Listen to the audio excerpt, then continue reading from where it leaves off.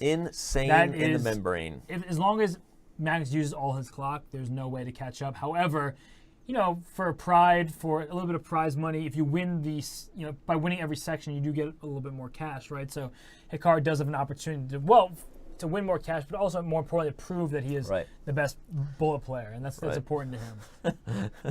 A hilarious Twitch comment.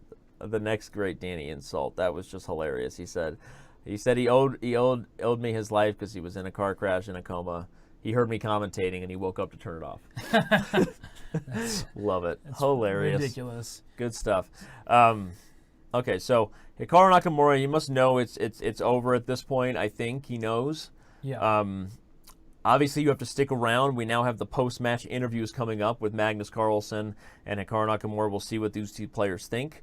Some big questions I think we got to start with are the Hikaru's feelings on his inability to convert or not. How if he sees it the way we do, we'll let him say. Yep. I think the opening choice in the beginning that consistently repeated Nimzo and how if that was part of pre-match strategy or just something that he kind of fell into. Yeah. And then decided to abandon. From Magnus's perspective, I mean, where do we begin? Asking him how he is able to stay so cool-headed even under pressure. Like, where did he learn that? Is that like spiders are born knowing how to spin webs? I mean, what is the deal?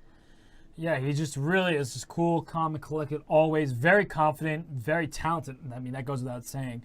And yeah, it's a good question about the opening choice. Also, we've had very few draws. I think 3 draws. I love that. That's just match. decisive chess that everyone can get behind. Exactly, and so it's been fantastic to watch that. And look at Nakamura go with the black pieces. Where's that knight going? Yeah, he should. Nakamura Bishop takes e5. Saves the day. Yeah, but he's still going to be down at least a pawn, it looks like. So queen g4, rook takes. Nakamura is showing some good conversion here, if he can win this one. Yeah, he's up. He's up a whole bunch on time, but we've seen him blow worse. Yeah, but so he takes d5. The problem is if you go rook takes, I go queen e6 and I defend my knight. So actually I'm just gaining another pawn this way. Right. Pawn d5, queen g4, pawn takes c4, d takes c4 that is, or queen takes e4 check, something. And black is up a lot of material. So well, Hikaru is... Didn't consider that one for some reason.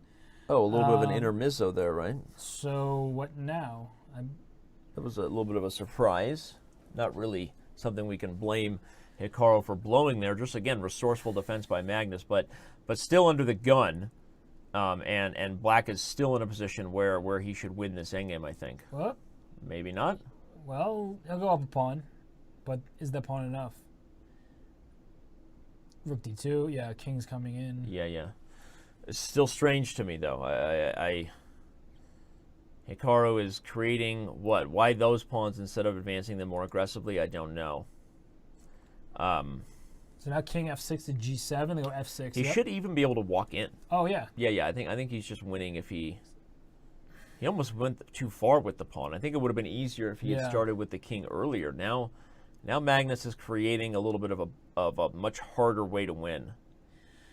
Yeah, this is so rook's coming to e4. But yeah, then that'll offer the trade. Rook b6, excuse me. But still, I mean, this has just become a much harder position to win, and Hikaru has to get this win. The problem is it might take him another 2 minutes to do so. Yeah, there's only 3 minutes left. It's actually impossible for him to win the match now. Yep. With 3 minutes left. Logistically impossible. Yep. And may not even be able to win this position regardless. So he's going to create an opportunity where maybe the king can hide from checks, but it's still not enough. And Magnus has just defended again, time and time again. Amazing stuff. Something that you can tell your kids about. I saw Magnus Carlsen defend 72 lost positions. Yeah, it's pretty Grandpa, amazing. They didn't play 72 games. You don't know. You weren't there. I saw Magnus Carlsen. Really just a fantastic. Yeah, he just defends and defends and defends, and Hikaru offers the draw. No, he doesn't. He just shakes his head and says, I'm not happy. He's not happy. But you know what? He went against the best chess player in history, and Magnus did, I guess, what he was supposed to do. Yeah. And looks like 1 more, maybe 2 more games maybe left. 2 more if this game ends quickly. But Magnus Carlsen is going to win the match by 4, maybe 3 games. Yeah, if you're Hikaru, you had some missed opportunities. He went down 9-4 at some point, and that was really way too much. He just blundered away some good positions. Granted, Magnus did the same at certain points, but it's clear that Magnus was playing exceptional chess, and Hikaru was just not on the form that we've been used to seeing in the GM Blitz battles. So, agreed, 100%. And pretty soon we will be talking to them about just that. Likely this is going to be the last game, and depending on the result, the final will be known, depending on the result. And we're going to see what they have to say. We got some great questions from the viewers. We got some great questions from our staff team. We're going to try to ask these guys, what the approach was, what the preparation was. We will try to get Magnus Carlsen to reveal his location as he prepares with his team of seconds for the World Championship match. And we will certainly ask them what music they've been listening to. These are the most important questions. And we definitely have to ask if this is a confidence booster for him going into the match against Sergei Karyakin. And, to me it feels like it should be, but maybe he just really didn't put much stock into this and is much more focused on the championship. Well, I think he wanted to beat Hikaru at his own game. I think he wanted to beat Hikaru where Hikaru is considered by many to be the world's best, and now we know that Magnus, he can play some online Blitz and Bullet too, even if he doesn't do it as often as the 4-time U.S. champion. We will see this happen again next year for sure. I already can't wait for next year's Grandmaster Blitz battle. Absolutely. If you can't tell, I'm already excited. As the clock winds down with 30 seconds and counting, we are going to be excited for the next edition. There will be a next edition. Again, for this one, we have to thank once more our sponsors. Absolutely. Indigo Capital Partners, People Talk to RU, and Bureau and Venture Capital. And let's just see if Nakamura can end on a Ooh. That's a trick. That's a nice little trick there. And that doesn't do much, but just a big smoke and mirror, I guess. Okay, but the end game is very tricky now. Who's doing what? I think who went black where? is better. And just like that, the match is over. This game will count toward the total score, but the overall match is now come to an end, and we are about to talk to these players and see their thoughts on it. So let's see. King F3, King He's going to E7, take and King play G4. C4. Can my king run to G6? Offer a draw, and we're going to have a 4-game win in the final score of the match.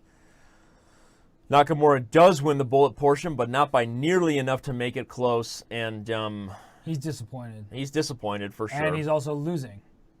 Is he? Right? Because even if H3, there was just king back and shuffle. King to E5. I have 2 tempi.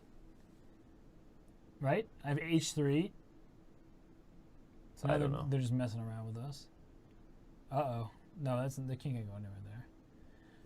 But I'm confused. If the king went to E5, which it should, he will do that. Okay, now he goes to H3 because, wait a second.